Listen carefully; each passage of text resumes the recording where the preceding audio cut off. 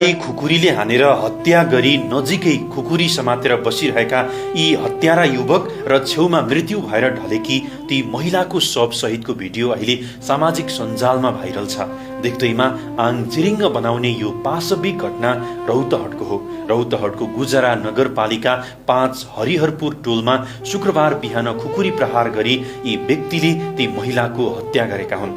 बिहान करिब 10:30 बजेको समयमा स्थानीय चन्देश्वर शाह कलवारकी श्रीमती अन्दाजी 42 वर्षीय रेणु देवी जयसवाललाई खुकुरीले हानेर हत्या गरिएको हो। खुकुरी प्रहारबाट उनको घाँटीमा गम्भीर चोट लाग्दा घटनास्थलमै मृत्यु भएको प्रहरीले जनाएको छ। यी हत्यारा युवक बाराको करैया माई गाउँपालिका 8 इटहर बेलाही टोल स्थायी घर भई हाल गुजरा नगरपालिका 5 हरिहरपुरमा बस्दै आएका 35 वर्षीय उपेन्द्र शाह कलवार रहेको खुलेको छ। घटना घटाएपछि खुडा लिएर त्यही बसिरहेका यी युवकलाई स्थानीयले समातेर कुटपिट गरेका थिए।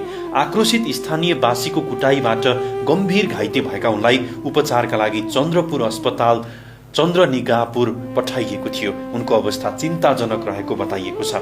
घटनाको जानकारी प्राप्त हुन साथ इलाका प्रहरी कार्यालय लक्ष्मी नियाबाट इन्सपेक्टर राधेश कुमार खत्रीको नेतृत्वमा प्रहरी टोली घटनास्थल पुगेको थियो। हाल घटनास्थलमा कानुनी प्रक्रिया पूरा गर्ने कार्य भइरहेको तथा घटनाबारे थप अनुसन्धान अघि बढाइएको जिल्ला प्रहरी कार्यालय रौतहटले जनाएको छ। प्रहरीले हालसम्म घटनाको कारण खुलाएको छैन भने घटनाको सबै पक्षबाट अनुसन्धान भइरहेको जनाइएको छ।